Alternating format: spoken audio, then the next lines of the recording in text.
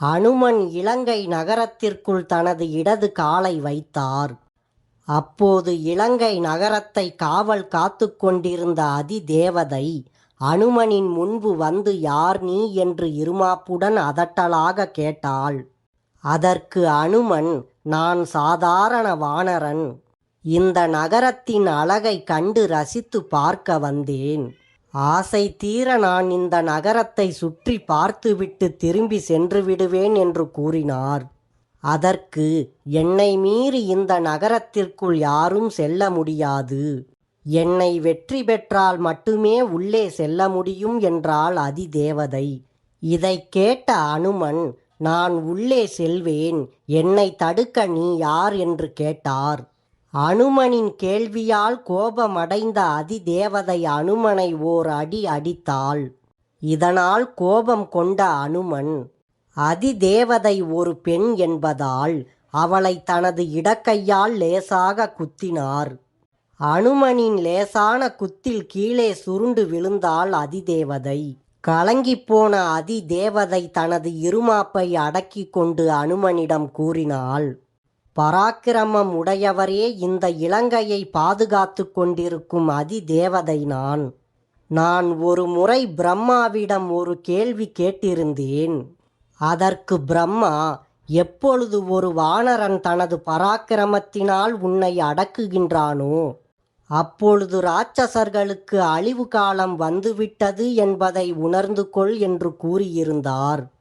அதன்படி இப்பொழுது நீங்கள் உங்கள் பராக்கிரமத்தினால் என்னை அடக்கிவிட்டீர்கள். இதனால் இராட்சசர்களுக்கு அழிவு காலம் வந்துவிட்டது என்பதை நான் உணர்ந்து கொண்டேன்.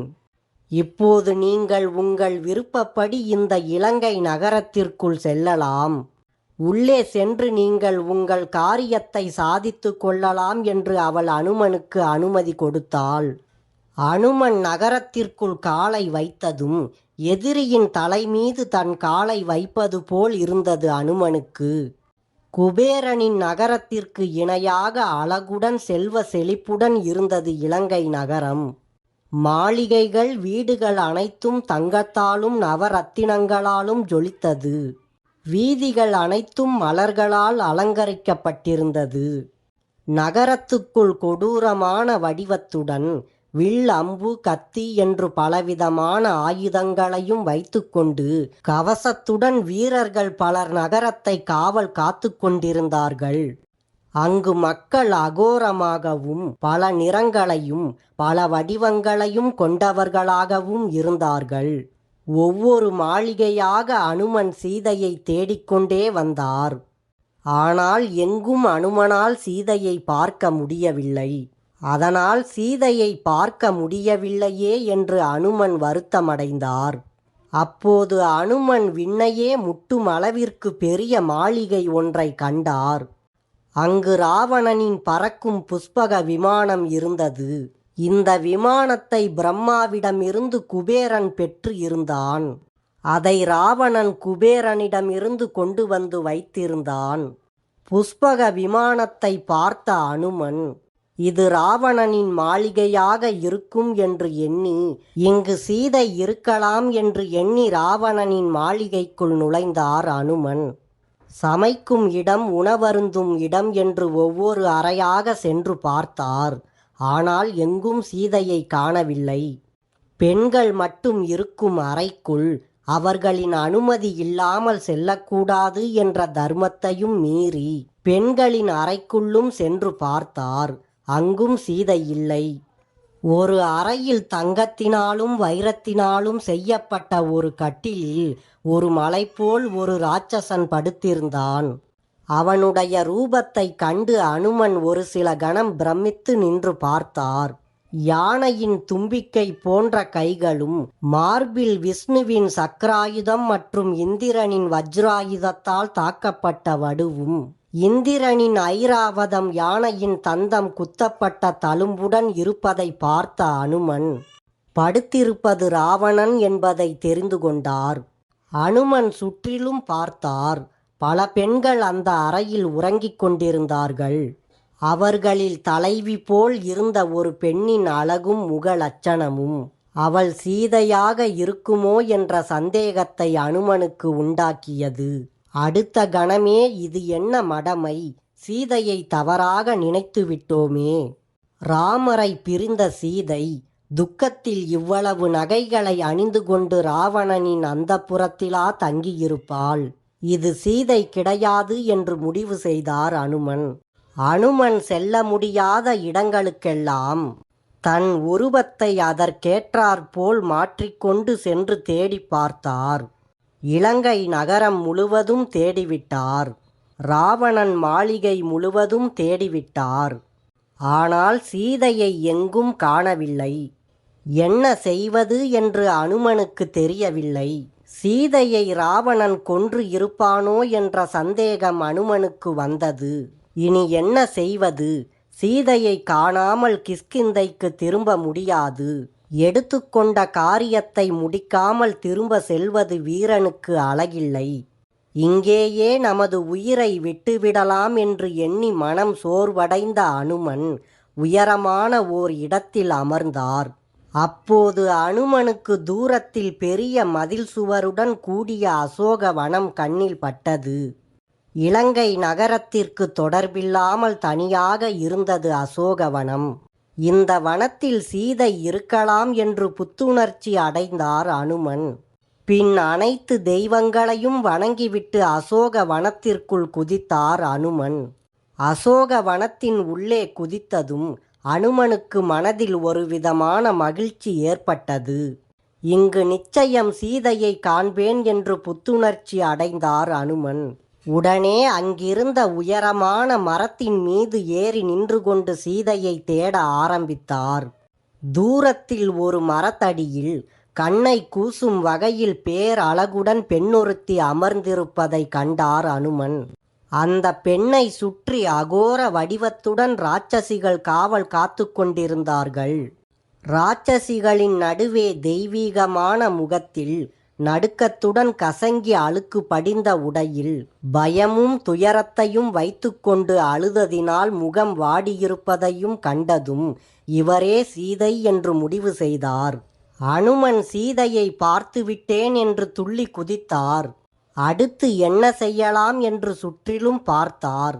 சீதையை பார்த்த மகிழ்ச்சியில் இருந்த அனுமன் அவரின் நிலையை கண்டதும் மிகவும் துக்கமடைந்தார். அப்போது இருட்டு மறைந்து காலை சூரியன் மெல்ல வெளியே வந்தது. வேத மந்திரங்கள் முழங்க ராவணன் எழுப்பப்பட்டான்.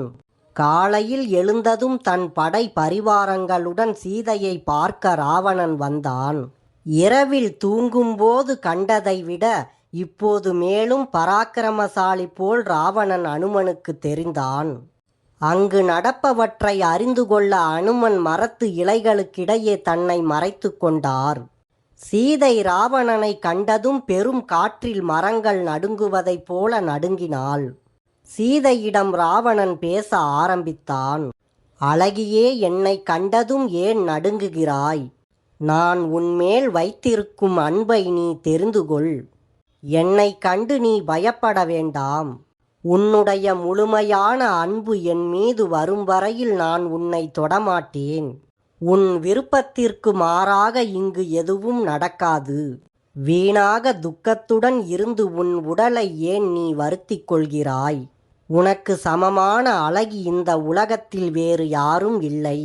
நகைகள், வைர வைடூரியங்கள் அணிந்து பட்டு துணிகளை அணிந்து மகிழ்ச்சியுடன் இருக்க வேண்டிய நீ ஏன் உன் அழகையும் வயதையும் வீணடித்து கொள்கிறாய்? நான் இருக்கும் இடம் நீ வந்து சேர்ந்து விட்டாய். என்னுடன் சேர்ந்து நீ சகல சந்தோஷங்களையும் போகங்களையும் அனுபவித்து மகிழ்ச்சியுடன் இருக்கலாம். நீயே பட்டத்தரசியாக இருந்து என் அந்தப்புரம் முழுவதையும் அதிகாரம் செய்யலாம். நீயே அனைவருக்கும் தலைவியாக இருக்கலாம்.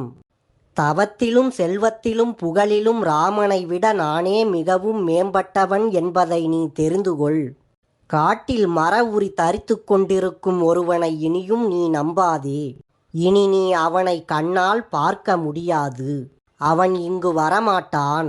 நீ என் சொல்லை கேட்டால் சகல ஐஸ்வர்யங்களையும் அனுபவிக்கலாம் என்று சீதையிடம் ராவணன் நயத்துடன் கூறினான். அனுமன் ராவணன் பேச்சில் மேலும் துள்ளி குதித்தார்.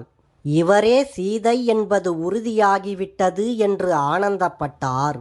அப்போது ராவணனின் பேச்சிற்கு சீதை தன் முகத்தை வேறு பக்கம் திருப்பிக் கொண்டு பதில் கூறினாள். சீதை ராவணனிடம், நீ செய்வது பேசுவது அனைத்தும் தகாத காரியமாக இருக்கிறது. நான் யார் என்பதையும் என் பிறந்த வீடு புகுந்த வீட்டின் வரலாற்றை அறிந்து கொண்டு பேசு.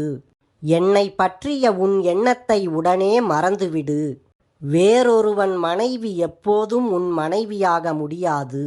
தர்மத்துடன் உன் மனைவிகளுடன் மகிழ்ச்சியாக இருந்து உன் உயிரை காப்பாற்றிக்கொள். இல்லையென்றால் நீ அவமானத்தையும் துக்கத்தையும் விரைவில் அடைவாய், தெரிந்துகொள் என்று மேலும் சீதை பேசினாள். சீதை தொடர்ந்து ராவணனிடம் பேசினாள். ராமர் ராட்சசன் ஒருவனை அழித்துவிட்டார் என்ற பயத்தில்தானே அவர்கள் இல்லாத நேரம் பார்த்து என்னை தூக்கிக் கொண்டு வந்தாய். அவர்களுக்கு முன்பு உன்னால் நான் இருக்கும் இடத்திற்கு அருகில் கூட வர முடியாது. இதுவே உன்னுடைய வீரம் என்பதை நான் தெரிந்து கொண்டேன். நீ என்னிடம் கூறிய உன்னுடைய செல்வங்கள், ஐஸ்வர்யங்கள், போகங்கள் என ஒன்றும் எனக்கு தேவையில்லை. அவற்றை வைத்து நீ எனக்கு ஆசை காட்ட வேண்டாம். இதனால் உனக்கு ஒரு பயனும் இல்லை. நான் சக்கரவர்த்தியின் திருமகன் ராமருக்கு உரியவள். ராமரை விட்டு நான் விலக மாட்டேன். உனக்கு ஒரு நல்ல அறிவுரையை நான் சொல்கிறேன், கேட்டுக்கொள். முதலில் ராமரிடம் சென்று மன்னிப்பு கேட்டு என்னை அவரிடம் ஒப்படைத்துவிட்டு அவரின் கோபத்தில் இருந்து தப்பித்துக்கொள். ராமர் உன்னை மன்னிப்பார். அவரை சரணடைந்து அவருடைய அன்பை பெற்றுக்கொள். சரணடைந்தவர்களை ராமர் ஒன்றும் செய்ய மாட்டார். உன்னை சுற்றி இருப்பவர்களில் உனக்கு நல்ல புத்தி சொல்கின்றவர்கள் ஒருவர் கூட இல்லையா? ஏன் இவ்வாறு கெட்ட காரியங்களை செய்து உனக்கு கெடுதலை உண்டாக்கி கொண்டு உன்னை நம்பி இருக்கும் மக்களுக்கும் அழிவை தேடிக் கொடுக்கிறாய்?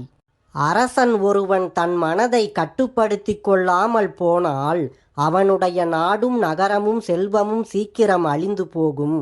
உன்னுடைய பொறுப்பை புரிந்து கொண்டு உன்னுடைய எண்ணத்தை விட்டுவிட்டு உன்னையும் உன் அரசையும் காப்பாற்றிக்கொள். இல்லையென்றால் ராம லட்சுமணர்களின் அம்பு சீக்கிரமே இந்த இலங்கையை அழிக்கும் என்று சொல்லி முடித்தாள் சீதை.